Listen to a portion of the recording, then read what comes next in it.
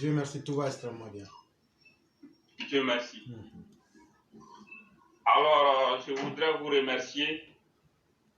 Je remercie également les auditeurs. C'est encore un honneur pour moi de prendre la parole. Aujourd'hui, je voudrais m'exprimer sur un seul sujet, en l'occurrence le dossier malien et la libération des 46 soldats ivoiriens restants au Mali. Alors, il faut dire que nous avons suivi attentivement le déroulement et l'évolution de la situation ces derniers jours, et à l'issue du sommet de la CEDEAO qui a eu lieu à New York, il a été décidé que c'est une délégation de 3 chefs d'État africains qui vont se rendre au Mali pour aller entendre raison aux putschistes de Goïta. S'il faut déjà saluer une telle initiative, nous autres, nous sommes en mesure d'envisager tout ce qui pourrait arriver. Déjà, quand on regarde la manière dont l'individu lui-même il a opposé une fin de non-recevoir aux différents chefs d'État et aux diplomates, aujourd'hui, c'est vrai que c'est l'ONU qui a en sa main le dossier. Bon, nous disons que la CEDEAO a décidé encore de donner une dernière chance à la négociation africaine en envoyant les 3 chefs d'État au Mali. Mais la question qu'il faut se poser, qu'est-ce qui adviendra au cas où le putschiste venait encore à s'opposer à la libération des militaires ivoiriens? Et sur la question, nous sommes en mesure de dire aujourd'hui qu'il est important d'envisager la carte de la fermeté. L'ONU a en sa possession un certain nombre de pouvoirs. Nous espérons que le secrétaire général des Nations Unies, lui, il peut user de tous ces pouvoirs-là pour essayer d'entendre raison aux putschistes en question. Mais en même temps, nous disons, voyons le cas de figure où le putschiste, il va encore dire non aux 3 chefs d'État. C'est vrai que le secrétaire général des Nations Unies, il a lui-même dit qu'il allait recevoir les délégations ivoiriennes et maliennes. Bon, là-bas, nous attendons de voir aussi ce qui va se passer. Mais je pense qu'aujourd'hui, il faut être aussi réaliste. Il faut envisager d'autres pistes de solutions. On ne peut pas rester là à tourner en rond. C'est pour cela que nous encourageons vivement le gouvernement ivoirien à opter pour la fermeté. Et cette fermeté-là, il s'agira de prendre des mesures très fortes.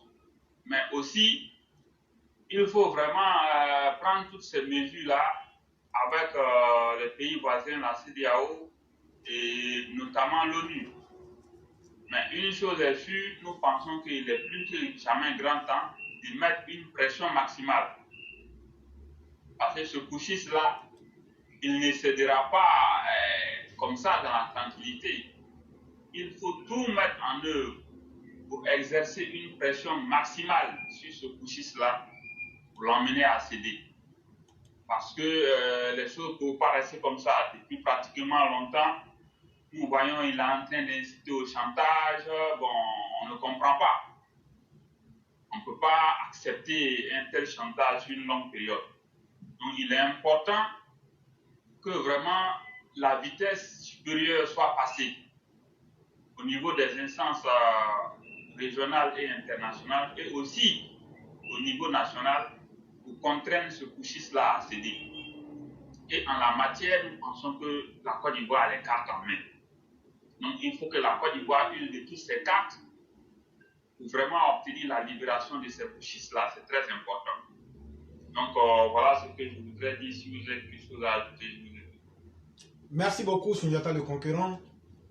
Et être humain, le mot humain, ça veut dire celui qui évalue. Et être capable d'évaluer les faits, ça vous permet de vous mettre toujours du bon côté. Voyez-vous, quand on a un pays, comme disait le frère Lincoln de Thiémé, quand on a vu et regardé la fête d'indépendance un certain 22 septembre 2022 d'un certain pays africain, toi-même en tant qu'Africain, tu t'assois, tu as honte tout seul. Parce qu'on voit des soldats chétifs, frêles, qui ont faim, avec des treillis sales et déchirés, des chaussures abîmées. Et vraiment, ça ne fait pas vraiment honneur à la Côte d'Ivoire. Et je veux dire pardon à l'Afrique. Et vous connaissez très bien de ce pays dont je parle. Mais en réalité, Sundiata, qu'est-ce que ces personnes? Il ne faut pas s'attendre à la négociation, à la diplomatie avec ces personnes. Puisque 2 semaines ou 1 semaine avant, ils avaient dit qu'ils n'accepteraient rien des conclusions, même si elles leur étaient favorables. Ça nous amène à comprendre qu'ils sont dans une logique suicidaire. Parce qu'en réalité, ils savent très bien. Aujourd'hui, ils ont peur de ce qu'eux-mêmes ont sémé. Assimi et sa bande ont peur d'un putsch. Mais Assimi, toi-même là, si tu ne fais pas attention, tu ne vas même pas organiser les élections là. Tu ne vas même pas organiser les élections là. Ça veut dire mars 2024 là. Toi-même, tu vas quitter avant ça. Et chers frères, il ne faut pas avoir honte de dire ce que le monde est. Est-ce qu'on n'a pas vu l'ONU intervenir militairement dans certains pays? On a vu le Timor oriental. On a vu aussi, je crois, c'était dans un autre pays arabe. Ce n'est pas un fait qui est nouveau. Si ça peut exister, c'est que ça peut exister à nouveau. On a vu l'ONU intervenir les Comores intervenir en Sierra Leone, les Comores intervenir au Libéria pour imposer la force. Et donc, ce que tu es en train de dire là, le monde, il y a un protocole, il y a une manière d'agir, il y a une manière de suivre les voies. Ce sont les dernières voies de recours qui sont en train d'être remises à Assimi Goïta. On connaît aussi votre plan, c'est ce que je vous expliquais hier. Qu'est-ce que ces personnes-là veulent? Que le Mali soit attaqué et qu'eux disent que comme le Mali a été attaqué, on va donc changer de priorité pour nous concentrer sur la guerre. Non, non, non. Il y a déjà la guerre chez vous là-bas. Les djihadistes vous ont servi la guerre. Allez d'abord traiter ce cas-là. C'est de cela qu'il est question. Et comment tout le monde entier, tous les pays du monde entier peuvent se réunir pour dire que c'est vous qui n'avez pas raison. Et vous voulez démontrer que c'est vous qui avez raison. Et quand on vous demande d'apporter les preuves, vous êtes incapable d'apporter les preuves. Vous gueulez, vous parlez. Mais quand on va à l'ONU, là, ce sont les preuves qu'on met. Quand on va à la CEDEAO, ce sont les preuves qu'on met. Quand vous êtes parti à Lomé, ce sont les preuves qu'on a mis. Et donc, la réalité, elle est contre vous à tous les niveaux. Et donc, c'est de la distraction de bas étage. Si, chers Maliens, ce régime-là va vous conduire dans les abîmes, parce que dans leur entêtement, un jour, je ne crains fort que les Comores s'y invitent et puissent balayer ce régime de bouffons de djihadistes et mettre le Mali sous tutelle. Vous qui avez la forte gueule là, ils vont vous mettre sous tutelle. Et puis vous ne pourrez rien faire. Et si vous êtes trop fâché là, vous quittez le Mali ou bien vous déchirez vos passeports. Parce que ce jeu malsain, vous faites honte au monde entier. À travers le comportement d'Assimi Goïta et de sa bande, le Mali aujourd'hui ne mérite même pas un minimum de respect. Et c'est très honteux pour nous autres en tant qu'Africains. Et ça, je crois qu'il est en train de s'exposer à un sort plus dramatique que lui-même ne l'espère. Mais malheureusement, si c'est ce qu'il veut, le monde entier ne va pas se gêner à lui administrer cela correctement. C'est ce que j'allais ajouter. Vraiment, merci beaucoup. Comme nous ne pouvons pas en dire plus que d'inviter la Côte d'Ivoire, la CEDEAO et l'ONU à jouer la carte de la fermeté. Prenez toutes les dispositions nécessaires parce que face à un tel régime, il faut envisager toutes les options. Voilà ce que je peux ajouter. Merci beaucoup et vous passez une excellente soirée. Merci bien. Je vous en prie.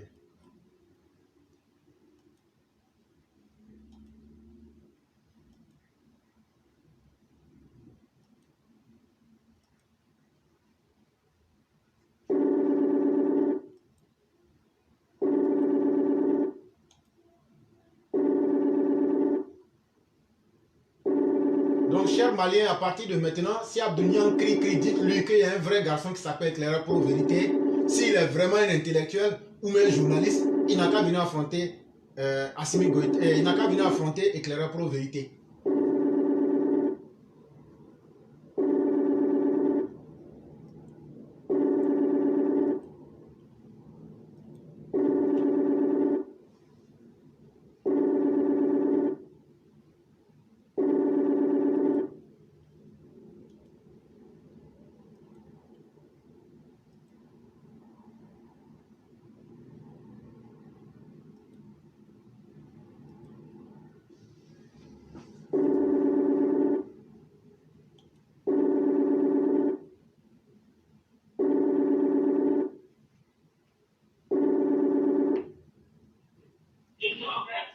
Allô? Oui, bonsoir le roi du printemps. Bonsoir, frère, comment ça va? Oui, ça va très bien, cher frère. Et chez toi-même? Oui, je vais bien. Dieu merci. D'accord. D'accord. Est-ce que le son est bon?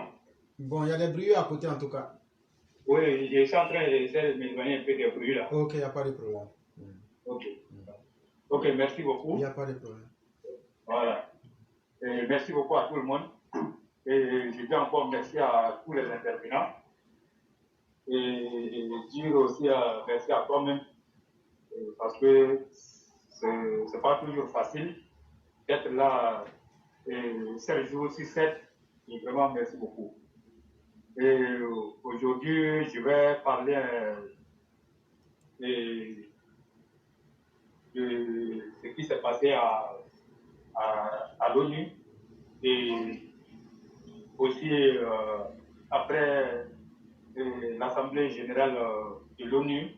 Et nous avons vu nos chefs d'État de la sous-région, je vais parler de la CEDEAO, et qui ont tenu une conférence qui avait été demandée par le président Hassan Ouattara, et il avait instruit notre ministre des Affaires étrangères en la personne de Kandia Kamara de saisir l'instance sous-régionale et à l'effet de convoquer une réunion extraordinaire pour parler de la situation qui prévaut au Mali et quant à la prise d'otage de nos soldats.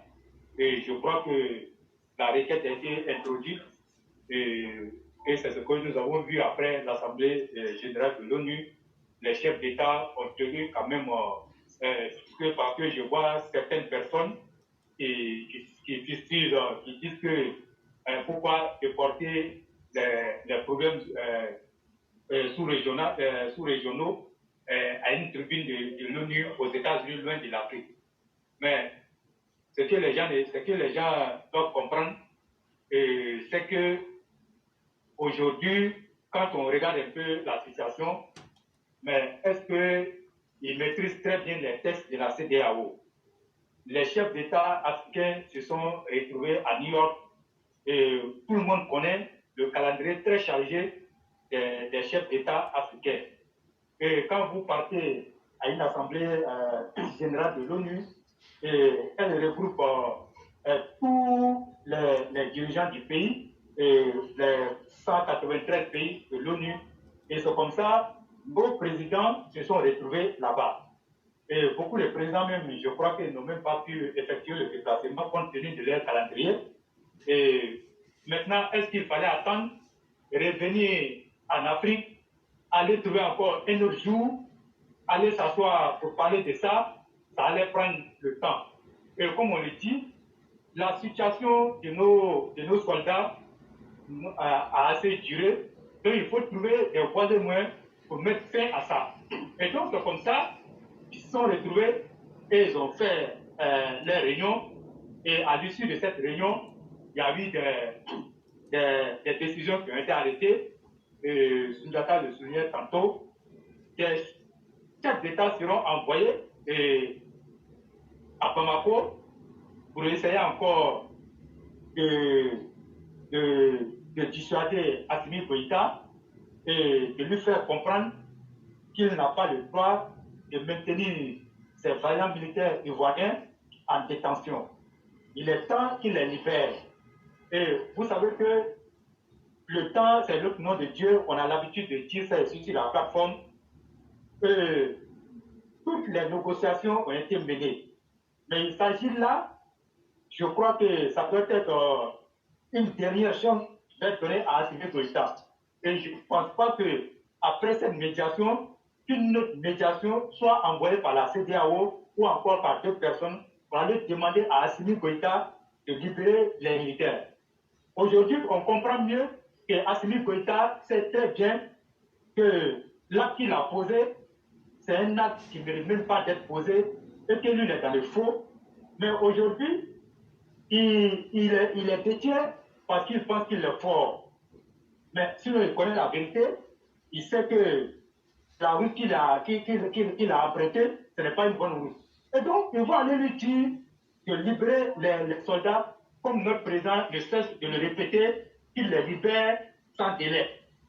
Et donc, la voix, en tout cas de la CEDEAO, sera portée là-bas à Assimi Goïta. Donc, il sera dans l'obligation de libérer les soldats ou encore adviendra, en tout cas, va venir.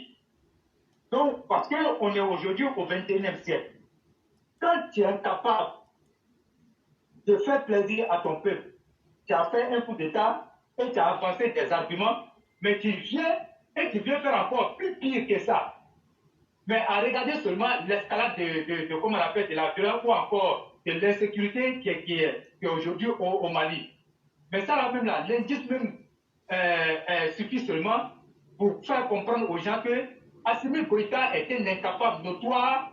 Assimi Goïta est venu au pouvoir pour piller, comme on appelle, les ressources du peuple et de défendre le pouvoir et de donner, comme on appelle, tout le minerai à Wagner. Et c'est ce qui se passe au Mali. Mais nous, on connaît le fonctionnement de la CEDEAO. Et la CEDEAO ne tombe pas comme ça sur des décisions.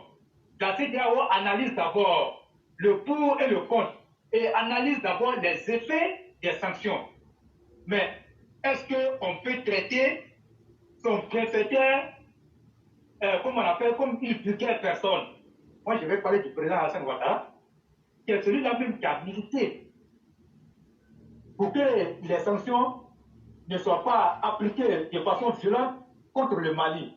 Et il était l'un des acteurs principaux dans la levée de ces sanctions. Parce que nous avons parlé de ça ici, une fois sur la plateforme. Et moi-même, j'ai même vu à dire que c'est lui, Macky Sall, Mohamed Bazoum, et le représentant de l'Union européenne en Afrique de l'Ouest. Et ce sont ces personnes-là qui ont plus milité pour que les sanctions soient levées. Mais après la levée des sanctions, Assimi Goïta n'a rien trouvé d'autre que de se retourner contre le président Alassane Ouattara et le livrer à la vindicte populaire pour montrer aux gens que le président Alassane Ouattara est un putschiste et que le président Alassane Ouattara voulait lui le renverser. Nous ne cessons de le répéter sur la plateforme.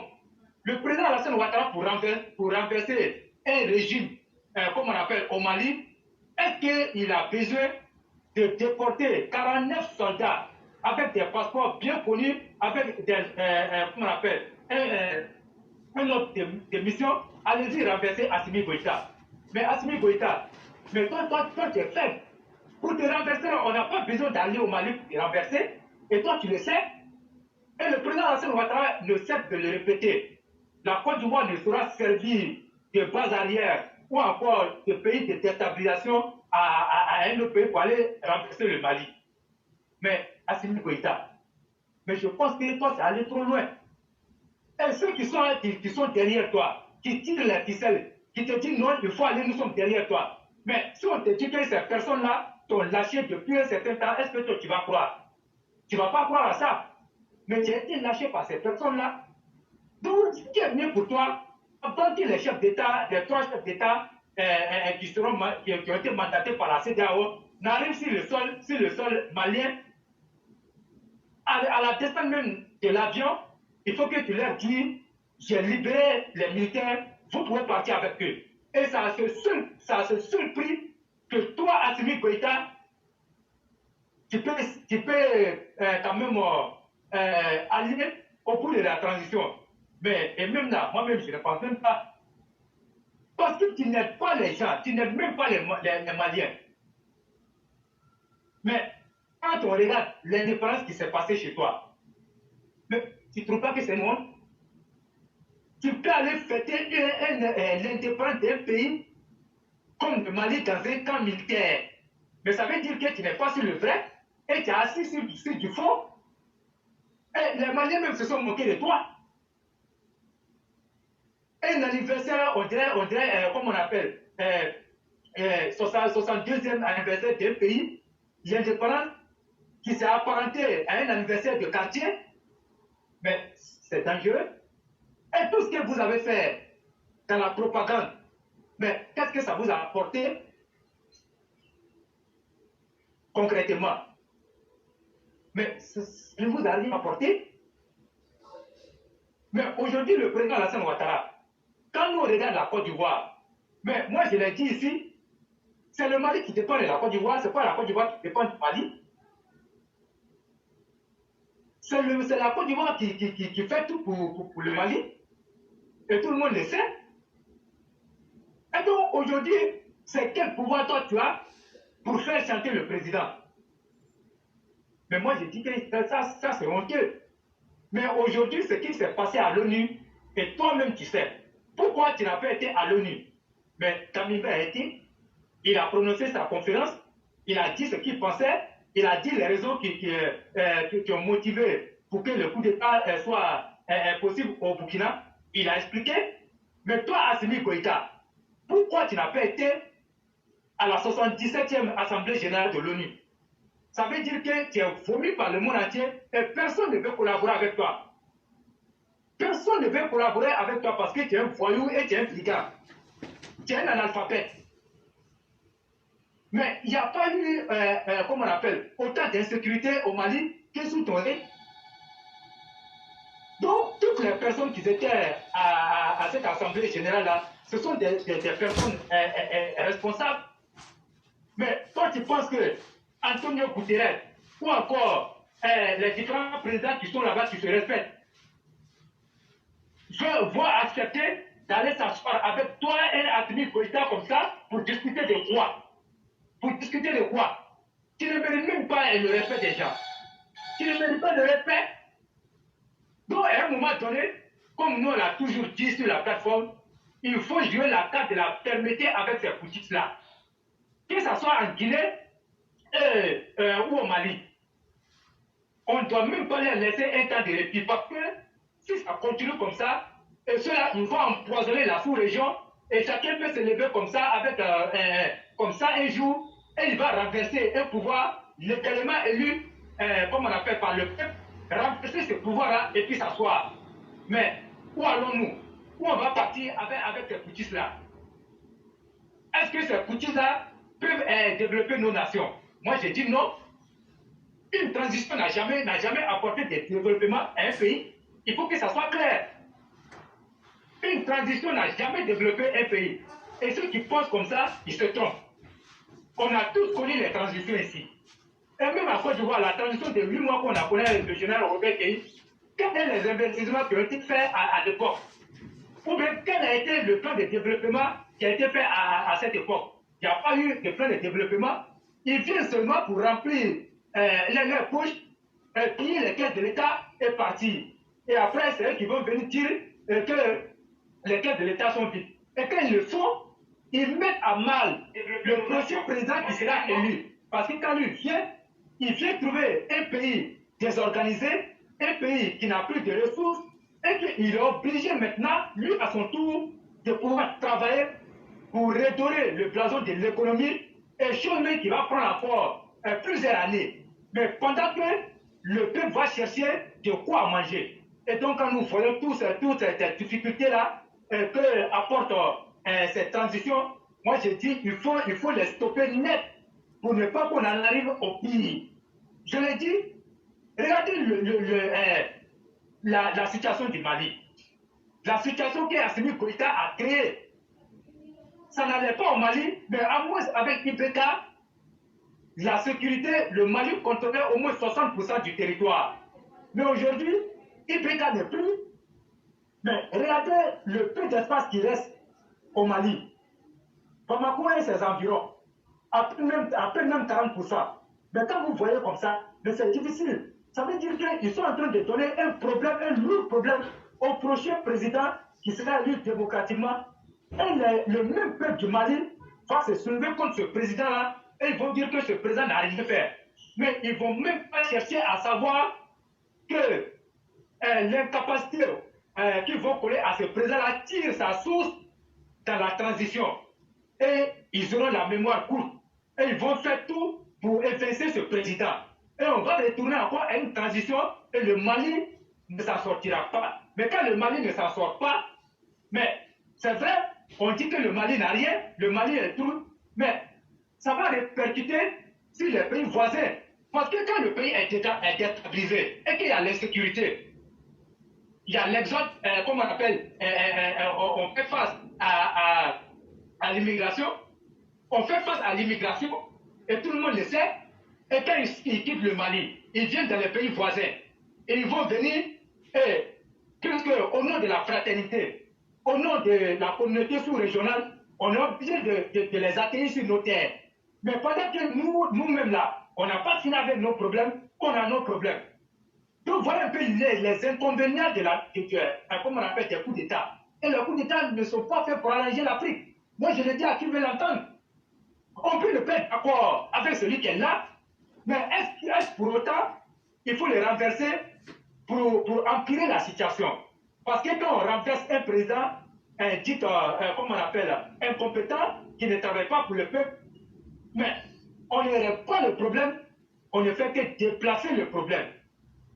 Parce que celui qui va venir, aucun investisseur ne va lui donner l'argent pour développer son pays. Parce qu'on donne de l'argent à un gouvernement démocratique et démocratiquement installé. Et donc, aujourd'hui, vous pouvez comprendre, comment on appelle, la peine à Assimi Goïta. Aujourd'hui, qui sait qu'on ne peut pas lui donner de l'argent, et voilà pourquoi il fait chanter tout le monde.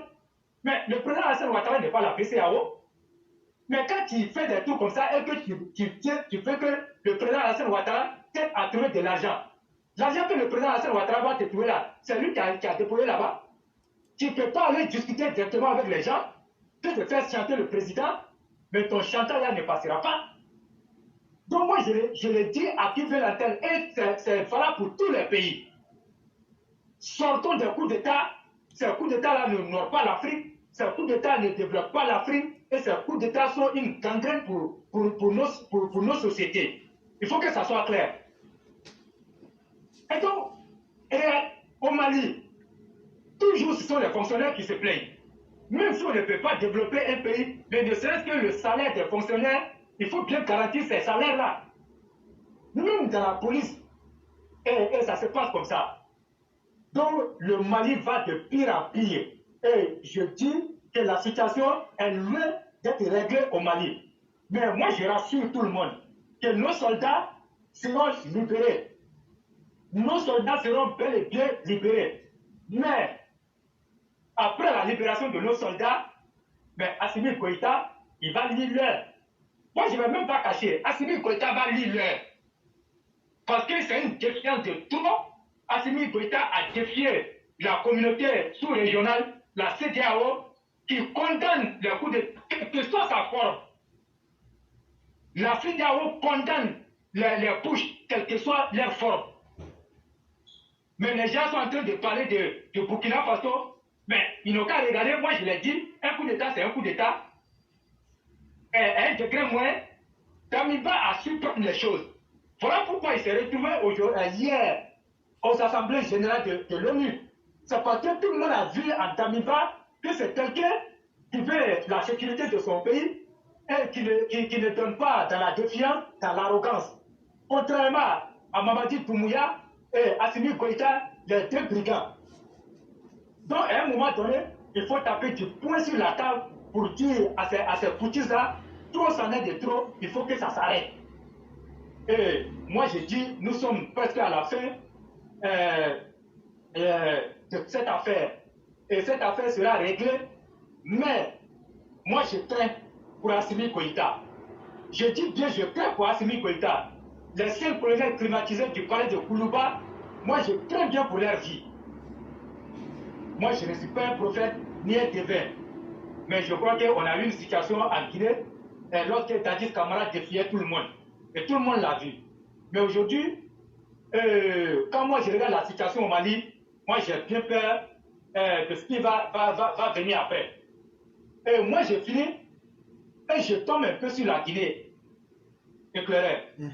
Et hier j'ai vu une vidéo et je l'ai écoutée attentivement et j'ai pu me faire une idée de la situation en Guinée. Mais quand j'ai écouté leur porte-parole, éclairé, ça m'a fait penser automatiquement à Dadis Camara. Ça m'a fait penser au règne de Dadis Camara. Et tout le monde a vu ce qui s'est passé sous Dadis Camara. Et Dadis Camara était un arrogant, il était un va en guerre, il n'avait aucun respect pour les gens et même pour les Guinéens. Assimi Dadis Camara, qui a défié l'ONU, qui a défié la CEDEAO, qui a défié l'Union africaine, mais la suite, on l'a connue. On a bien vu la fin de Dadis Camara. Mais ce n'est pas la Côte d'Ivoire qui est partie, ce n'est pas le Mali qui a été là-bas à l'époque, ce n'est pas le Burkina qui a été là-bas à l'époque, et ce n'est pas un pays de la CEDEAO qui a allé, comment on appelle, chasser Dadis Camara du pouvoir. Et Dadis Camara, on a vu, lorsqu'il y a eu la manifestation au stade de Conakry, qui s'est soldée par des morts, Dadis Camara a fait tuer beaucoup de personnes et dans son entourage, il ne respectait plus les personnes et il était dans l'arrogance. Et il a même humilié le représentant de l'Union européenne, qui était l'ambassadeur, comment on appelle, de l'Allemagne. Là-bas, il a humilié tout le monde là-bas, les faire asseoir devant les caméras et dire ce qu'il pensait. Aujourd'hui, c'est la même chose que nous vivons au Mali. Même si on n'est pas encore à ce stade, mais ce qui se passe, c'est une humiliation. Et moi, je refuse que Assimi Goïta humilie mon président. Je refuse ça. Mais Assimi Goïta l'a fait. Moi, je dis que c'est une humiliation. C'est une humiliation. Venir prendre nos soldats et taxer le président Alassane Ouattara de putschiste, de faisait de coups d'État. Assimi Goïta, tu as trop tiré sur la ficelle. Et lorsqu'on tire trop sur la ficelle, elle finit par se couper. Et donc, le cas de la Guinée, c'est la même chose. Moi, j'ai écouté éclairer ce monsieur. Et qui a dit des propos très violents à l'encontre de Oumarou Sissoko Embalo, qu'il a traité d'arrogant et qui a même vilipendé la CEDEAO. Donc, quand moi j'ai vu ça éclairer, j'ai dit que ceux-là, je suis sûr que l'histoire va se répéter en Guinée. L'histoire se répétera en Guinée. Parce que voilà une bande de voyous. Et moi, je dis, cette catégorie comment on appelle, de putschistes là, il faut les décourager dans leur tentative, dans leur entreprise. Il faut les décourager. L'Afrique n'a pas besoin de ça. Surtout l'Afrique de l'Ouest, pendant que les autres pays cherchent comment faire venir la technologie dans leur pays pour leur développement. Et ces gars encore nous ramènent dans les années 1960, dans les années 1950, avec les pushs. Mais à la fin de la journée, quel est le résultat positif qu'on tire? Il n'y a pas de résultat positif. Et ce qu'on peut tirer comme résultat, c'est le sous-développement et la sécurité. Et c'est ce qu'ils vont laisser avant de partir. Quelle est cette catégorie de personnes qui veulent brûler les étapes pour arriver à leur fin? Dans la vie, quand on veut réussir, on ne brûle pas les étapes. Aucune étape ne sera brûlée lorsque tu veux réussir. Mais est-ce que vous pensez que c'est par les coups d'état que vous allez arriver à atteindre vos objectifs? Mais c'est déplorable. C'est déplorable. Et vraiment, je suis contre cette façon. Et moi, je suis sûr que la Guinée est dans le rétroviseur, dans le collimateur de la CEDEAO, de l'Union africaine et même de l'ONU. Parce qu'on ne va pas accepter que ces bandes de voyous-là viennent imposer leur dictat, comme on appelle, à nos peuples. Il ne faut pas accepter ça. Il ne faut pas accepter. Et on finira avec le dossier malien. Et je pense que l'alerte qui a été donnée en Guinée, c'est un message fort. Ils ont dit que la transition, c'est 2 ans. Il faut que ces gars-là respectent les 2 ans. S'ils ne respectent pas les 2 ans, ils verront ce qui va se passer. Le Mali, la situation demeure. Mais, suivant mon regard, il y a beaucoup de choses qui vont se passer. Éclairez si vous avez quelque chose à ajouter. Mon cher frère, juste dire simplement merci pour le bon développement que vous avez fait et l'explicatif que vous avez donné. Peut-être que ça va permettre à certains de mieux comprendre encore. Vraiment, il n'y a pas grand-chose à dire après un tel développement. Il n'y a vraiment pas grand-chose à dire. C'est ça. Ok. Merci beaucoup. Je dis merci à tout le monde. Il n'y a pas de problème. Et moi, j'insiste aussi, il faut toujours dire les choses. Et les pistes scolaires, moi, je ne laisse pas ça. Il faut que parce que je connais la souffrance de nos parents. Les parents souffrent énormément. J'ai fait le tour de certaines familles, mais éclairer, ce n'est pas facile pour les gens. Et donc, ces pistes scolaires-là ne doivent pas être détournés par des directeurs d'école qui vont déposer ça dans les bureaux et après, on les retourne sur le marché. Moi, je lance l'appel au ministre Marie Toukoné qu'elle mette en place un comité de suivi dans la distribution de ces kits-là. C'est le seul prix-là que les kits-là vont aller, en tout cas, aux ayants droit. Sinon, il y a des personnes qui n'ont pas besoin de ça. Il y a des parents qui ont les moyens, qui n'attendent pas les kits scolaires du gouvernement. Automatiquement, ils préparent ça.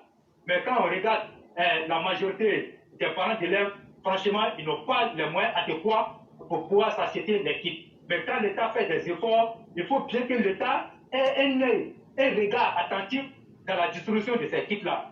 Parce que je prends un exemple éclairé.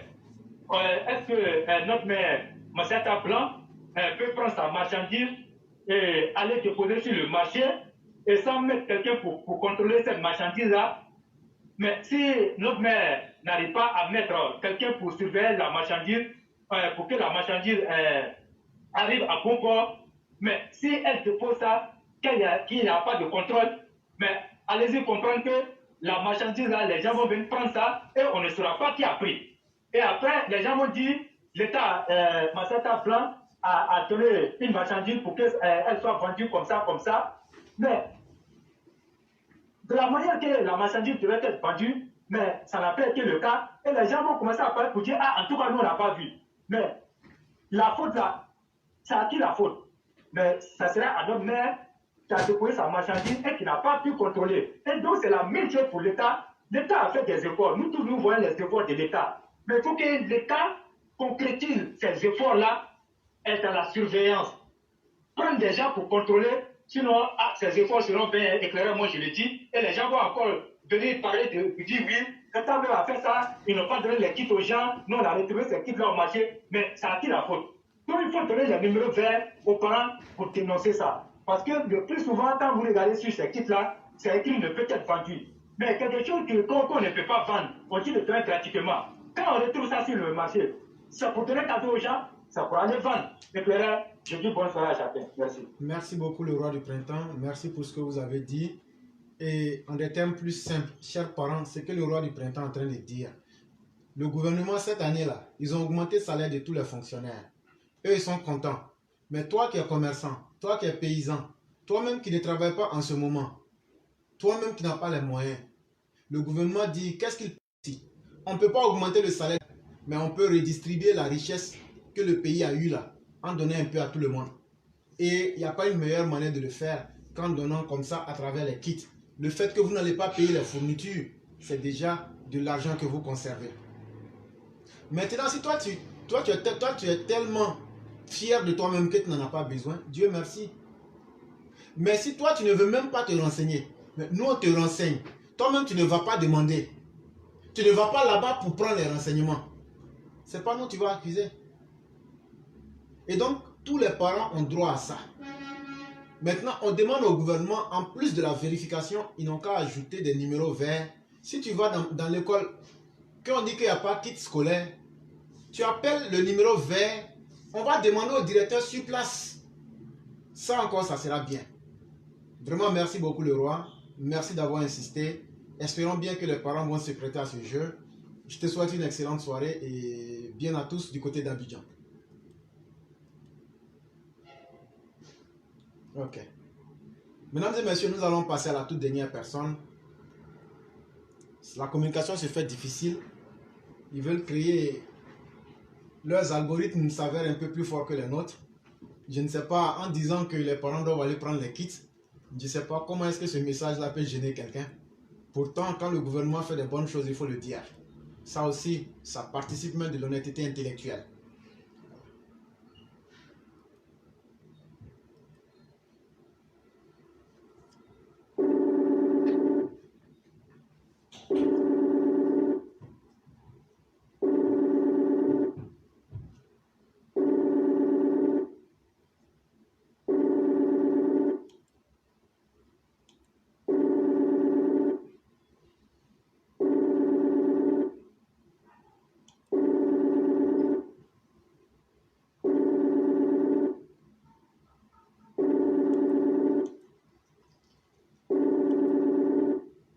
Mesdames et messieurs, nous avions bien voulu prendre le dernier auditeur qui était le Cyclone. Malheureusement, certainement que pour des raisons d'indisponibilité, il n'est pas là aujourd'hui. Et on a essayé de l'appeler par 4 fois déjà. Ça n'a pas été chose possible. Mais certainement que demain ou les jours à venir, le Cyclone pourra intervenir à notre plus grand plaisir. Mesdames et messieurs, je vous dis infiniment merci d'avoir été présents ce jour, d'avoir aussi participé à ce direct. Je dis merci à tous. En toute sincérité, je ne pourrais pas terminer ce direct-là sans profiter de cette occasion pour dire de façon exceptionnelle merci à toutes ces personnes qui ont véritablement mis les cœurs. Et vous allez beaucoup m'excuser. Je vais prendre tout le temps qu'il me faudra pour citer vos noms individuellement.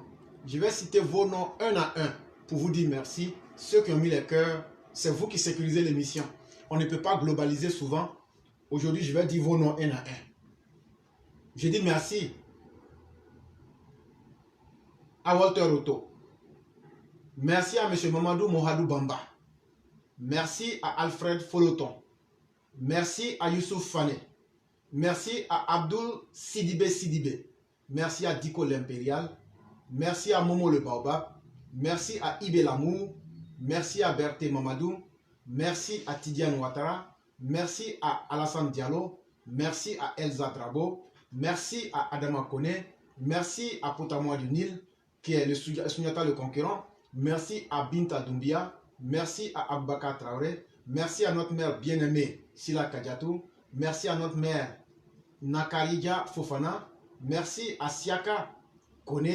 Merci à notre mère Mariam Konate. Merci à M. Moussa Diakité. Merci à Bakus Diaby. Merci à notre père Abdul Sidibé Sidibé. Merci à notre père Joseph Idriss Danyogo. Merci à Danyogo Lassina. Merci à Zoumana Boudra Fofana. Merci à Kalilou Sangaré. Merci à Kambou Sansan Destin.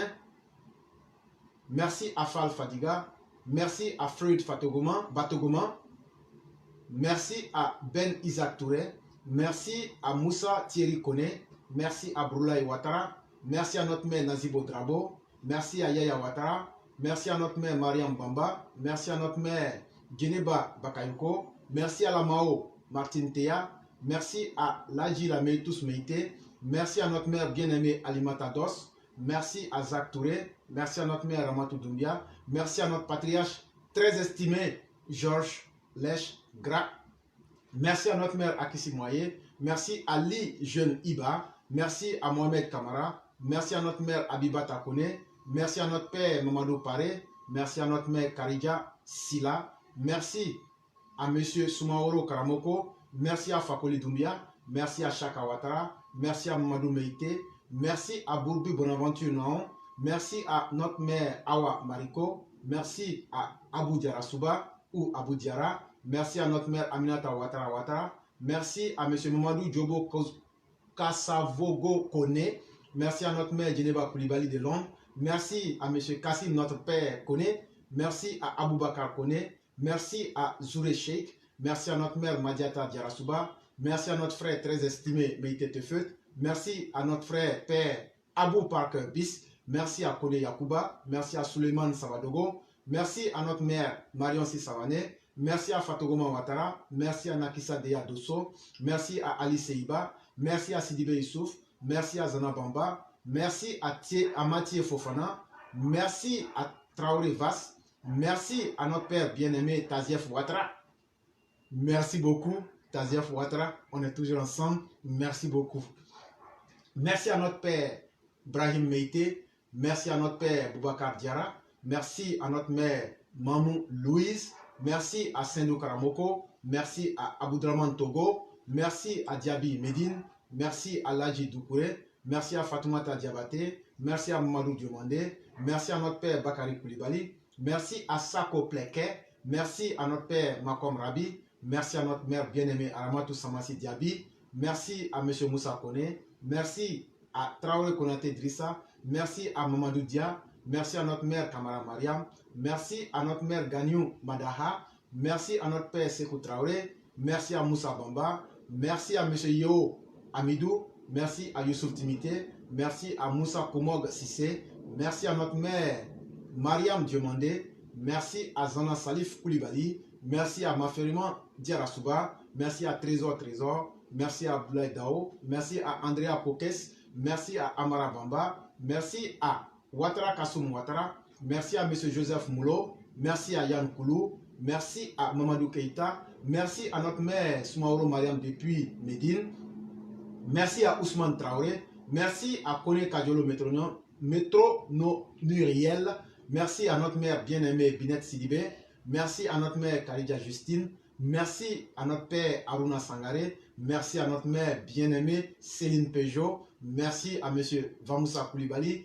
Merci et enfin merci à M. Koulibaly Siaka. Ça, c'est ceux qui ont mis les cœurs. Et il est important qu'on cite les noms. Quand tu fais du bien, on dit tu as fait du bien. Quand tu as fait du mal, on dit tu as fait du mal. Merci à vous parce que c'est vous qui faites que l'émission elle est sécurisée. Merci à chacun de vous. Continuons à défendre la vérité, continuons à dire la vérité. Comme disait le Christ, c'est la compagnie des justes parce que chacun de nous est un Dieu. À nous retrouver demain.